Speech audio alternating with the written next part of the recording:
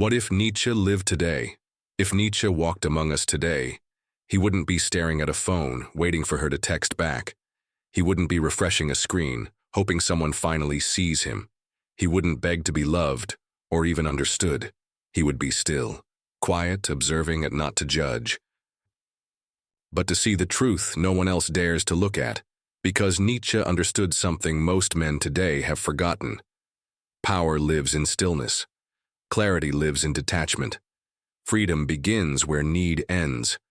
He didn't declare war on women. He didn't call them the enemy. He simply refused to be a pawn in a game he finally understood. Most men, they don't know they're being played. They don't know every argument, every silent test, every emotional storm is a pull on invisible strings. But Nietzsche did. He knew that when a man doesn't master his inner world, the outer world will master him. And relationships? That's where most men lose the war before they even know it's begun. This isn't a manifesto against love. It's a wake-up call, and the kind that shakes something in your bones. Because once you see the game, you no longer chase it. You choose how you play. And the first choice is to stop needing. He who needs nothing has already won. There's a quiet kind of man. He walks into a room and says nothing, yet everyone notices. Not because he demands attention, but because he's free of it. Nietzsche would have called him untamed by need. The man who needs nothing doesn't just hold power, he becomes it. Most men are prisoners. They don't wear shackles on their wrists. They wear them on their hearts. Shackles of, will she like me? Did she text back? Am I enough? Every unanswered message feels like rejection. Every ignored glance feels like collapse. And in that spiral, they don't realize they've handed their power away, willingly. But the man who needs nothing, he's not cold, he's not numb. He simply doesn't chase what doesn't define him. When a woman senses that you don't need her attention to feel alive, she doesn't pity you, she doesn't dismiss you. She becomes curious. She wonders, what makes him so whole? And in that wondering, the power shifts. He's not trying to be mysterious. He's simply grounded. And mystery flows from groundedness the way heat radiates from fire, effortlessly. Nietzsche's vision of the Übermensch, the higher man, was never about brute strength. It was about the man who has mastered his desire before it masters him. This man doesn't chase affection. He doesn't bargain for attention. He doesn't crumble when she pulls away, because he doesn't run on her energy. He generates his own. Let others beg for love like it's oxygen. Let them trade their dignity for a few crumbs of attention. You walk in fullness. You walk with still eyes, a steady voice, and a presence that asks for nothing, but earns everything. And that right there is what terrifies and fascinates the world around you. When you stop needing, you start leading. Not with force, not with games, but with something far more dangerous. Complete self-possession. You're no longer the beggar. You're the builder, and the woman who once held power over your moods, she begins to orbit you. Not because you demanded it, but because she felt something deeper. You don't need her, you've already found you.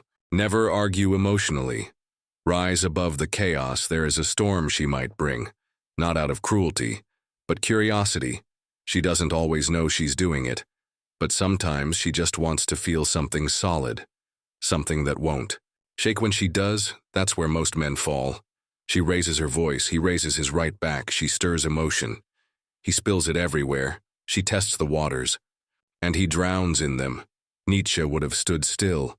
He understood a truth most men are too reactive to ever realize. The one who stays calm controls the chaos. In relationships, especially in moments of tension, the one who responds, instead of reacts, becomes the center of gravity. But how many men can truly do that? How many can stay silent when insulted? How many can listen without needing to prove they're right? How many can keep their voice calm when the room catches fire? Very few, because men are trained to see emotion as weakness. So when it comes, they run from it, or worse.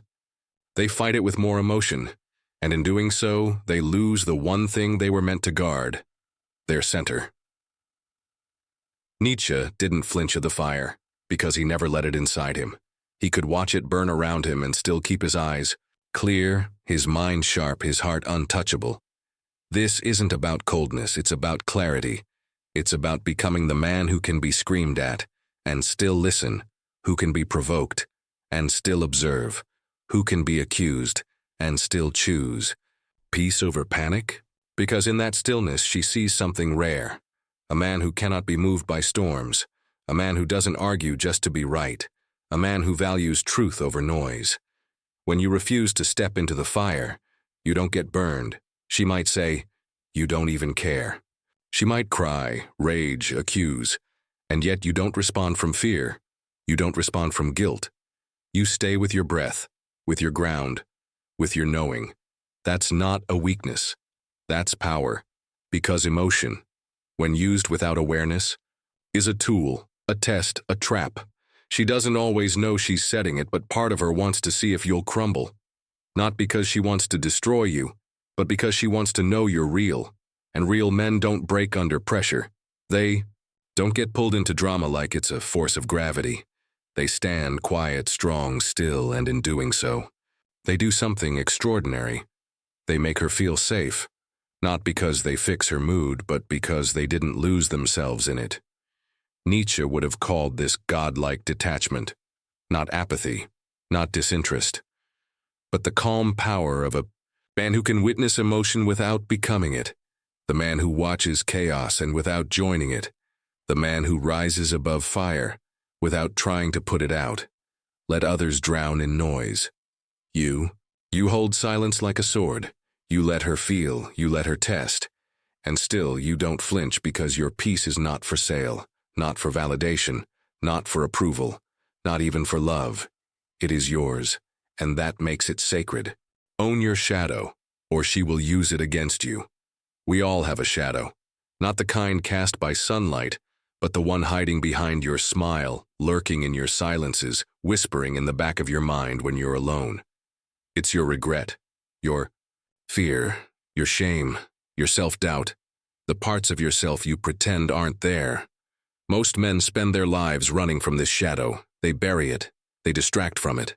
They hope, maybe if they're charming enough, successful enough, loved enough, no one will ever see it. But Nietzsche saw through that illusion. He knew the shadow doesn't disappear when ignored.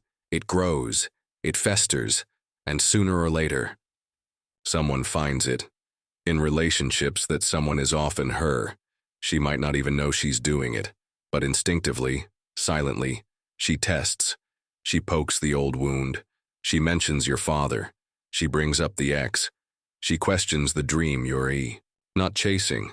And if you haven't made peace with those wounds, you bleed.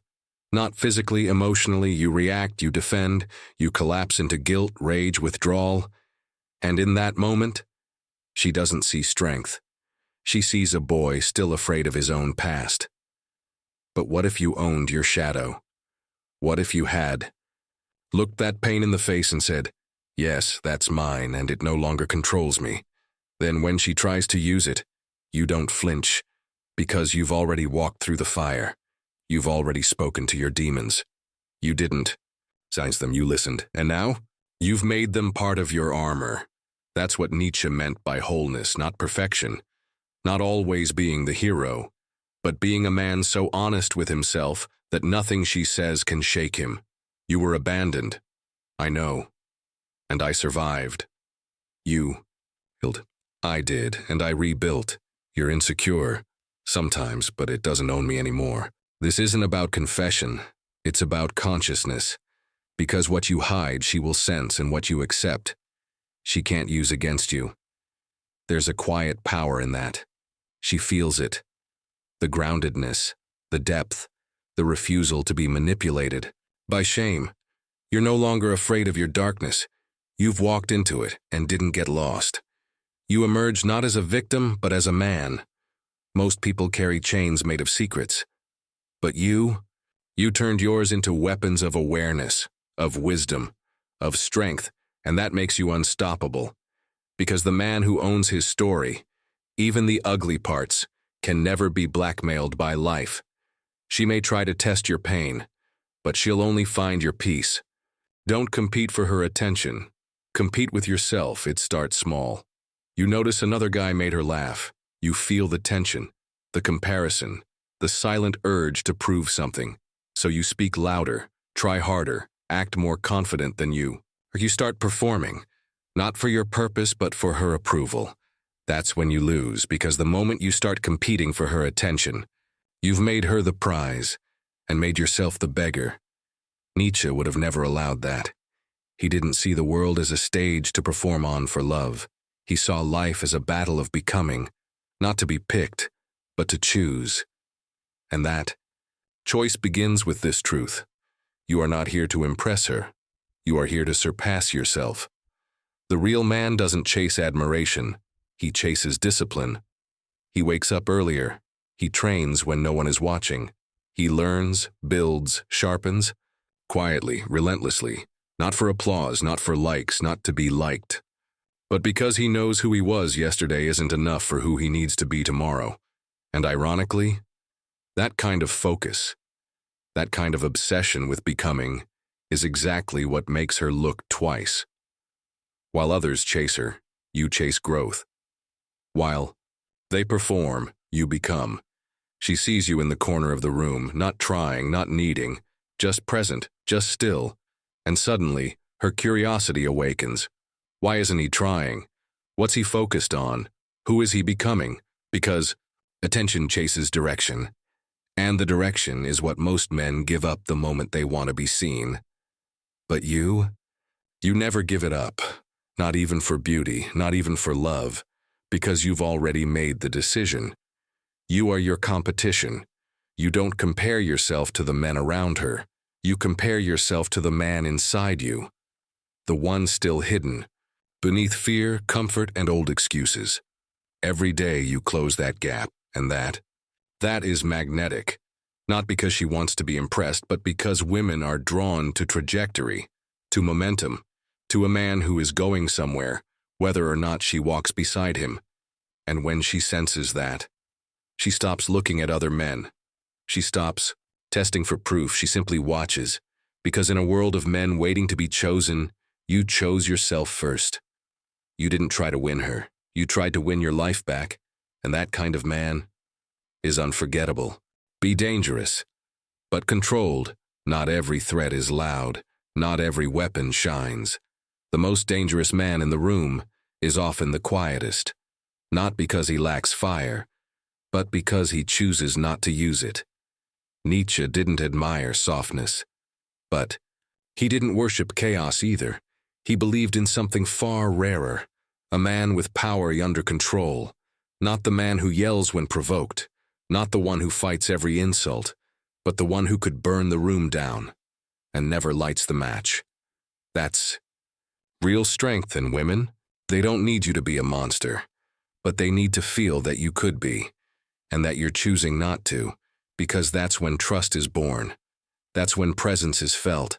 That's when safety meets edge. The nice guy, he gets overlooked. He pleases, he yields, he hopes. The reckless man, he burns bright, but briefly. He's all reaction, no grounding. But you carry danger like a secret, like a blade hidden under calm breath, and she feels it. She doesn't always understand it, but it pulls at something deep inside her, because a woman doesn't just want warmth, she wants containment, to know that. The man beside her is capable of destruction, but governed by discipline. It's not about being a threat, it's about having the edge and never using it to dominate, only to protect, to defend, or to walk away with dignity. That's what Nietzsche saw as power. Not in the man who explodes, but the one who holds his ground while the world tries to shake it. This is the man who speaks softly and gets listened to, who rarely reacts. But when he does, it matters. She doesn't fall for him because he's wild. She follows him because he's grounded. And that balance is intoxicating. So don't hide your fire, but don't flaunt it either. Let it simmer beneath the surface. Let her feel the heat in your stillness. You don't have to raise your voice to make your presence known. You don't need rage to set a boundary. You don't need chaos to prove your worth. You are not the nice guy. You are not the jerk. You are the man she cannot categorize. Because she knows deep down, you could break her, but you won't. Not out of fear, not out of weakness, but out of mastery. Don't explain yourself. Power doesn't beg to be understood. There's a moment. It happens to every man. She asks, "Why didn't you call?" You feel it rise. The need to explain, to defend, to justify. But the moment you do, something inside you slips, because explanation, when not asked for in trust, isn't clarity. It's concession. Nietzsche would have said, power doesn't explain. It simply exists. We live in a world that's constantly begging to be understood. We overtalk, we overshare, we over-apologize, not for doing wrong, but for simply being ourselves. But here's the truth. The more you explain, the more you reveal. The more you reveal, the more you give away. And the man who gives everything away just to be liked ends up losing himself. There's nothing more magnetic than mystery, and mystery isn't created by hiding. It's created by standing firm in who you are, even when no one claps for it. She asks, "Why didn't you answer my message?" You respond, "I was busy." No emotion, no story, no apology, because that's the truth, and truth doesn't need makeup. When you stop trying to be understood, something shifts. People stop questioning your worth, not because they finally get you, but because they feel you're not dependent on their approval. That's rare, that's unnerving, and that's exactly why it's powerful. The man who explains himself too often does so from a place of insecurity, not from strength. It's not that you're unwilling to communicate, it's that you've realized you don't owe your soul to every question, especially not the ones that come from a place of testing, not trust. Let others ramble for attention. Let them defend every move, soften every truth, dilute every edge. You say what needs to be said, and then you stop talking. Nietzsche would have called that restraint a form of brilliance, to be quiet.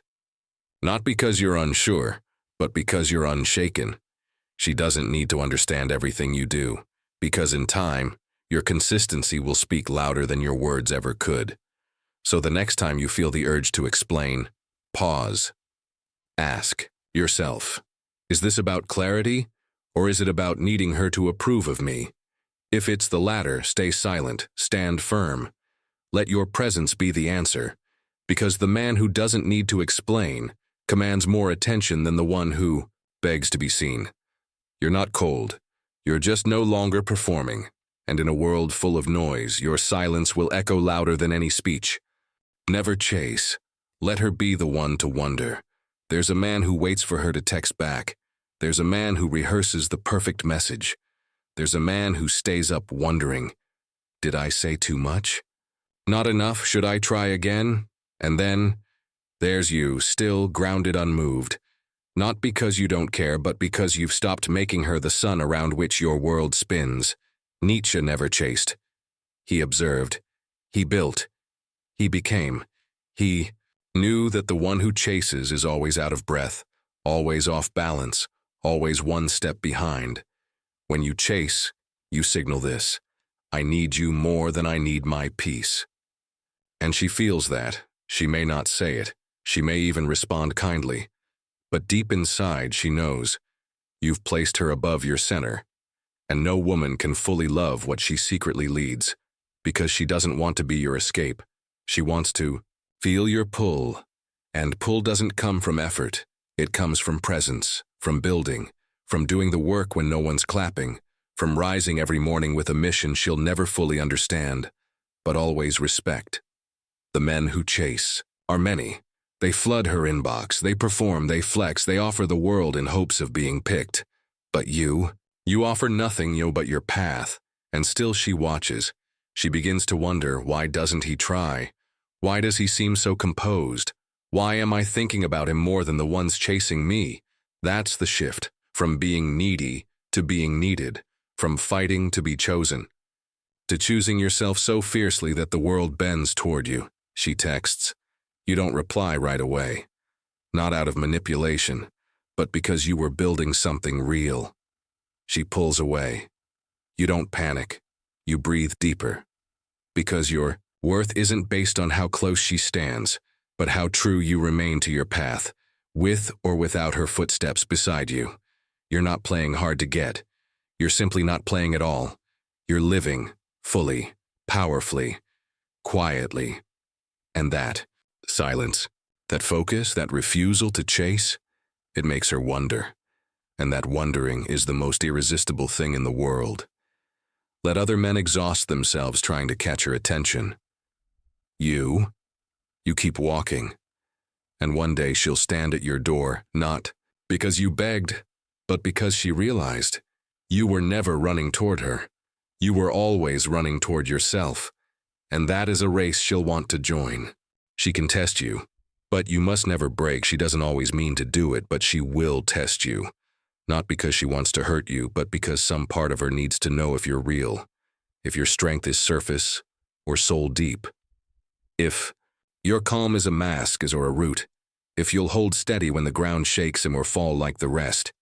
It might be a comment that stings, a sudden coldness, a question aimed like a blade. Are you even enough? Most men take the bait. They flinch, they defend, they argue. They try to prove themselves. And just like that, they've failed the test they didn't know they were taking. Nietzsche would have passed it in silence. He understood that strength isn't in your response. It's in your stillness. You don't rise to the drama. You don't collapse into emotion. You don't beg to be seen. You simply remain. She says, "You're not the man I thought you were." You smile softly, not to dismiss but to signal, "I know who I am." Even if you don't right now. That smile, that calm, it's not arrogance. It's not game playing. It's the kind of confidence that can only come from knowing your center and never handing it away. Because when you don't react, she doesn't feel ignored. She feels safe. Safe to feel, safe to fall apart. Safe to trust that no matter how hard she pushes, you won't collapse beneath the weight. It's not cruelty. It's containment. It's being the man who can stand still, while the storm screams in his face. And in that silence, she sees the truth. You're not easily moved, not because you don't care, but because you've already done the inner work most men avoid. She tests not to tear you down, but to find someone who can hold her chaos without adding to it. And you become unforgettable when you don't break, not from pride, but from presence. Let her test. Let the fire rise. Let her push, pull, question. You don't chase. You don't explain. You don't flinch. You endure with grace, with breath, with truth. Because the man who cannot be broken is the one she'll never forget. Choose respect over affection. Every man has felt it. That craving, not for touch, not even for sex, but for that look, that smile, that approval. To be seen, to be liked, to be enough. And so we perform, we compliment more, we soften our truth, we laugh at jokes that aren't funny, we tolerate disrespect just to keep the peace. But Nietzsche would have shaken his head. Because affection? It's cheap, it's easy to fake, it fades faster than it arrives. Respect, that's sacred, that's earned, and once it's there, it stays. Most men choose affection because it feels good now. It soothes the ego, it tells them, you matter. But that feeling is rented, it's conditional. It disappears the moment you stop being who she wants you to be. Respect doesn't work that way. Respect is built in silence, when you don't bend, when you hold your ground, when you speak your truth. Even if it makes her uncomfortable, you think she'll pull away. But if she's the right woman, she won't. She'll pause. She'll rethink. She'll feel something deeper than just liking you. She'll feel the gravity of a man who refuses to be reshaped to fit someone else's comfort. And that is rare. Because most men just want to be liked. They'll smile through disrespect. They'll laugh when she mocks them. They'll trade their backbone for closeness. But closeness without respect is emotional starvation. She might like you, but she'll never follow you because no woman follows a man she can move like furniture. Nietzsche's strength wasn't in making people feel good. It was in making them feel something true. He didn't speak to be liked. He spoke because he had something to say, and that's your power, to live in such alignment with who you are that she might not always like you, but she will always respect you. And in time, she may stop chasing affection from boys and start craving the kind of man who taught her what standard feels like. So the next time you're tempted to say, "I just want her to like me," ask instead, "Will she respect me after this moment?" Because affection will make her smile today, but respect will make her remember you for the rest of her life. Be liked, and you're a moment. Be respected, and you're a memory. Use silence as a weapon. There is a kind of silence that shakes the ground. It doesn't beg. It doesn't chase. It doesn't fill awkward spaces with nervous laughter or over-explanations. It just stands. Nietzsche understood this silence. He saw it not as emptiness but as a strategy, a quiet kind of dominance that speaks louder than any noise ever could. Because in a world of men who talk too much, who explain, justify, overshare, apologize for their very existence, the man who holds his tongue holds the high ground. Most men lose power with every word they say. They think speaking more will win her back. They think being clear will calm her down. They think if they just say the right thing, she'll understand. However, clarity is not found in the volume. It's found in energy. And energy, true masculine energy, doesn't rush to fill space. It allows the space to breathe. She sends a passive-aggressive text. You don't respond. She tests with silence. You give her more, not to punish, not to manipulate, but because you've realized something most men never do. The less you chase noise, the more powerful your presence becomes. Silence unsettles. It disrupts the pattern. It forces reflection. Hers, not yours. She expects the fight. She's seen it before. The arguing, the justifying, the emotional storm. But instead, you give her peace. Not the kind that avoids truth, but the kind that embodies it so deeply, you no longer need to convince anyone of anything. She says, "So you just don't care?" And you remain still, because your care doesn't come with panic. It comes with depth, and that's foreign to most. Nietzsche would have said, say less, mean more. You don't argue to be right. You don't speak to be validated. You let your life do the speaking. Your eyes, your boundaries, your quiet refusal to play games with noise. Because the loudest man in the room is usually the weakest, and the one who says the least, he's the one they all turn to, wondering what he's thinking.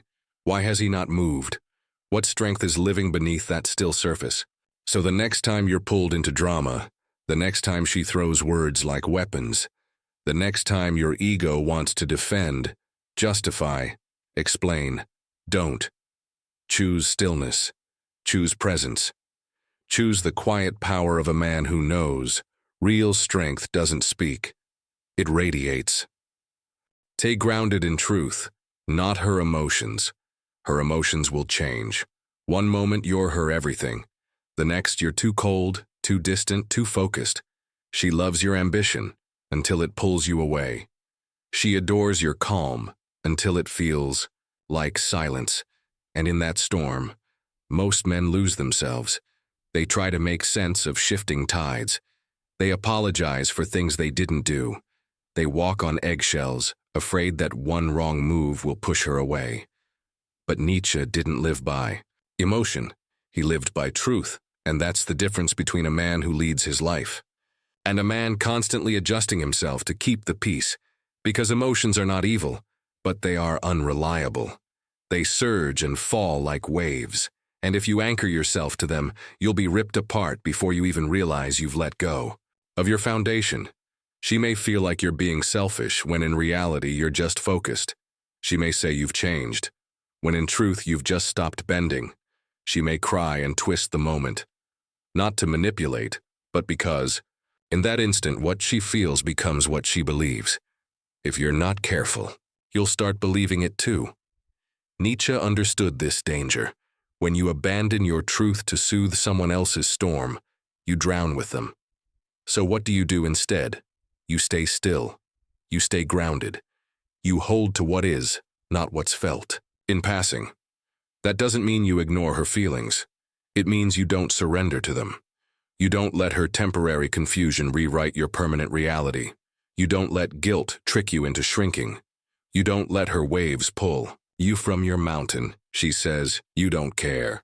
You know you do, deeply, but you don't let that accusation shape your truth. You simply hold your ground. Because real love, real leadership, real presence isn't about always feeling right. It's about being anchored when everything else is shifting. And sometimes your silence in her storm isn't distance, it's direction. You don't need to prove your love in every emotional moment. You prove it by being immovable when it counts, by staying clear when others spiral, knowing who you are, even when she forgets. That's what Nietzsche modeled, a man who stood in clarity while the world spun around him. So when her emotions rise like thunder, don't flinch, don't argue, don't plead, just stand. Hold your truth, and let the storm pass, because when it does, and it will, she'll look back and see one thing remained. You. Don't get pulled into her world. Invite her into yours. It starts subtly. You begin shifting your schedule to match hers. You wait for her replies before making decisions. You put your mission on pause, just to be more available. And before you realize it, you're no longer living your story. You're just a supporting character in hers. Nietzsche would have warned you. A man without direction is a man who will lose himself in someone else's orbit. Most men do this without even noticing. The moment they feel connected, they begin to bend, not out of weakness but fear. Fear of losing her, fear of seeming selfish, fear of being alone again. So they compromise, they adjust, they quiet their purpose, just enough to make space for her. And in doing so, they lose the very thing that made her feel safe in the first place. Because no woman is truly drawn to a man who follows. She may enjoy the attention, she may appreciate the effort, but deep down, she wants a world to walk into. Your world, not her emotional landscape, not her insecurities, not her chaos disguised as connection. She wants structure, she wants vision, she wants to feel like your life already has a shape, with or without her in it. And when you start following her instead of leading yourself, she senses it. The polarity breaks, the tension dies. She no longer sees you as the builder, but as another man who waits for direction. Nietzsche believed the highest man doesn't beg to belong. He creates a reality so solid, so meaningful that others want to belong to it. That's your calling, not to chase, not to mold yourself into what she needs, but to be so clear about your values, your path, your purpose, that she either rises to meet them or fades away. And either outcome, you accept, because your world doesn't collapse when someone walks out. It keeps spinning, it keeps building, because it was never dependent on someone else's approval in the first place. Let her world swirl with emotion, let her come and go, let her question, test, and wait. You keep building, you keep leading, you keep inviting her into a space that is already full, not of noise, but of meaning. And if she accepts that invitation, she steps into something rare. A man who isn't pulled off track by connection. A man whose love doesn't mean losing himself. That's what Nietzsche meant by transcendence. To remain true in the face of temptation. To be rooted even in the winds of romance. So the next time you feel yourself bending to stay close, pause, look at your path, look at your life, look at the world you're building. Does she fit into it? Or does it disappear when she arrives? Because if she's worth having, she won't want to pull you away from your world. She'll want to stand in it with you. Always be willing to walk away. There's a silence that falls when a man finally realizes he doesn't have to stay. Not out of anger, not out of ego, but out of something deeper, self-respect. Nietzsche didn't equate strength with attachment. He didn't measure love by how long you can hold on. He measured it by how deeply you could care, without losing yourself.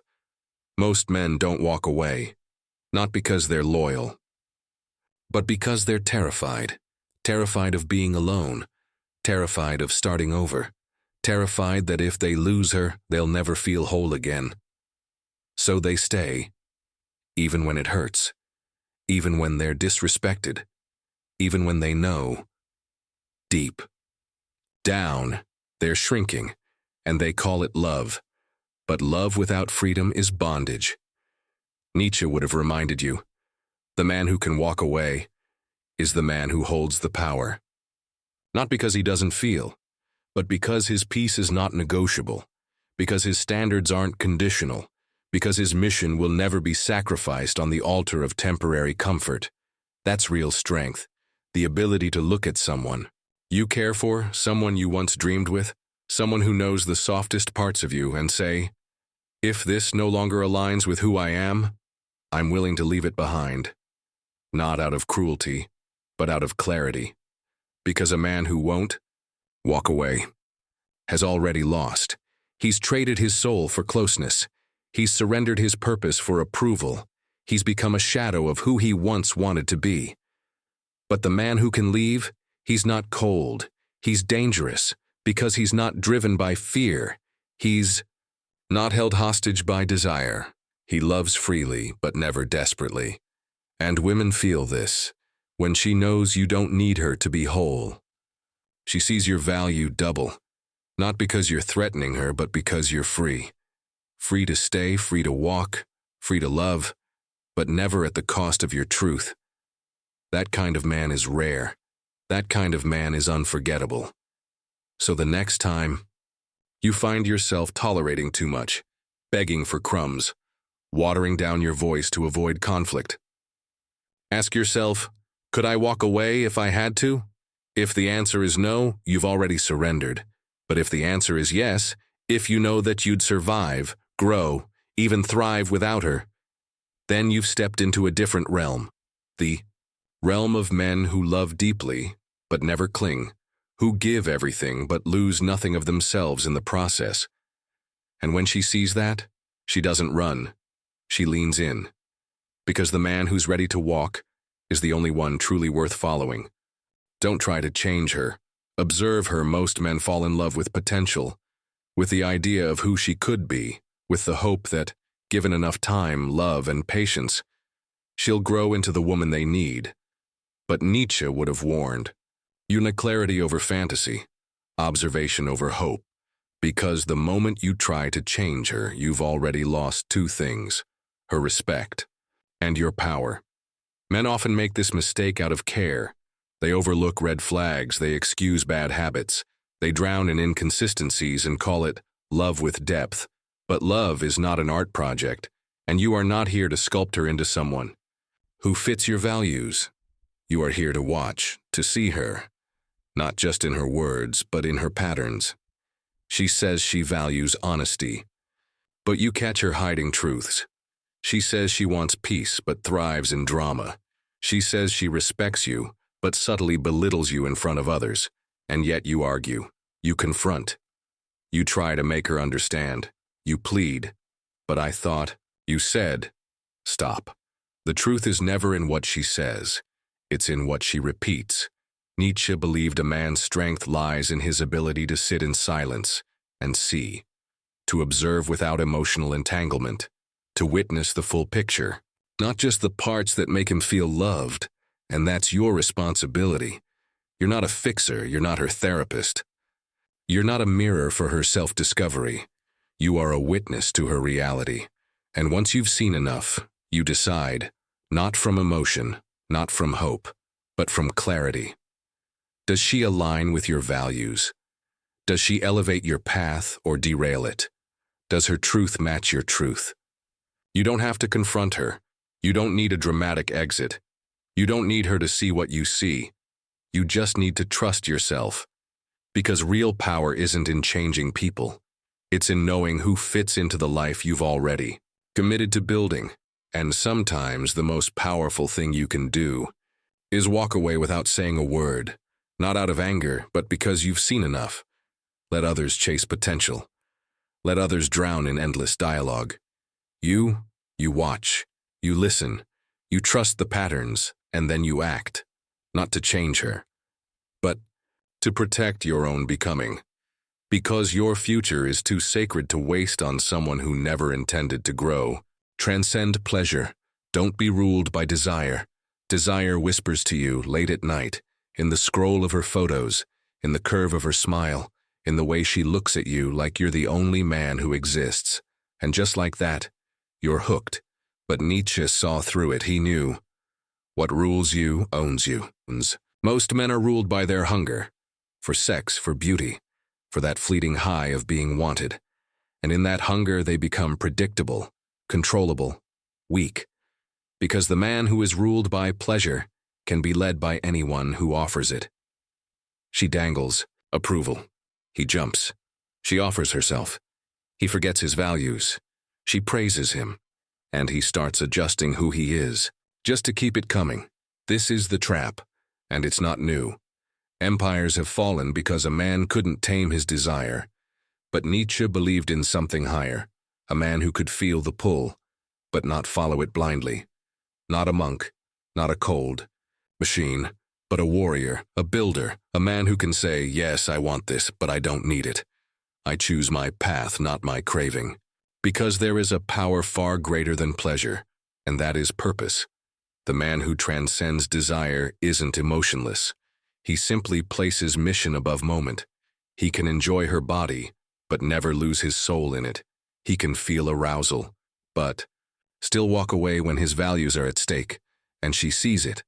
When you don't drool, don't chase, don't break when she offers herself as a test. She doesn't feel rejected. She feels your depth. Because women don't just sense need. They test for it. They want to know, is he ruled by me? Or by something greater? The man who fails that test, she may enjoy him, but she'll never follow him. But you hold steady. You smile. Not because you're immune, but because you've tasted something stronger than her body.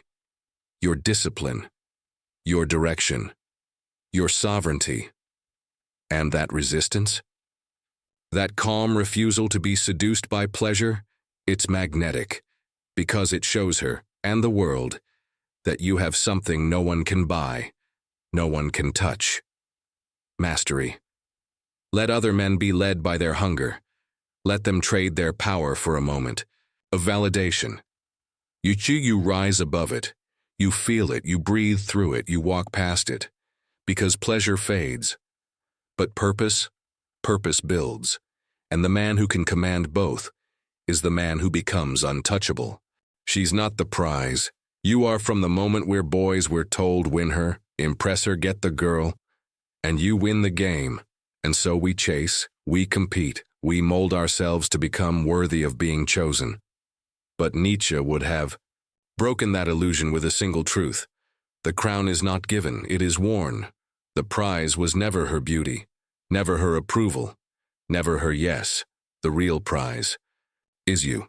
You fully realized, you grounded in truth. You so deeply rooted in who you are that nothing outside of you defines your worth. But most men forget this. They see her curves and crown her. They see her smile and shrink. They place her on the pedestal and wonder why they always feel beneath it. But beauty is common, power is not. And while everyone else is chasing what sparkles, you build what shines. You don't need to be loud, you don't need to compete. You simply become a man of purpose, a man of silence, a man of impossible standards, not for her, but for yourself. And when she sees that, when she feels that your attention isn't a gift she's owed, but a reward that must be earned, she changes, she leans in, she studies you, she wonders, why isn't he chasing me? Why does he seem full even without me? What kind of man lives like he's already crowned? That's not arrogance, that's truth. You are the prize because you've done the work, because you've tamed your demons, because you've stood in fire and didn't flinch, because your peace is harder to earn than your presence. She's beautiful, so are millions. But you've become rare, because you stopped needing to be chosen. You started choosing yourself. Nietzsche didn't chase, he didn't beg. He didn't perform. He created. He stood. He became. And that's your invitation now. To walk with quiet power. To know your worth so deeply that no one, not even her, can shake it. To live as a storm that never chases. Because the storm is the destination. So let them test. Let them wonder. Let them fall away. You don't follow. You don't flinch. You, don't chase, you become. And in that becoming, you don't just win the game, you redefine it.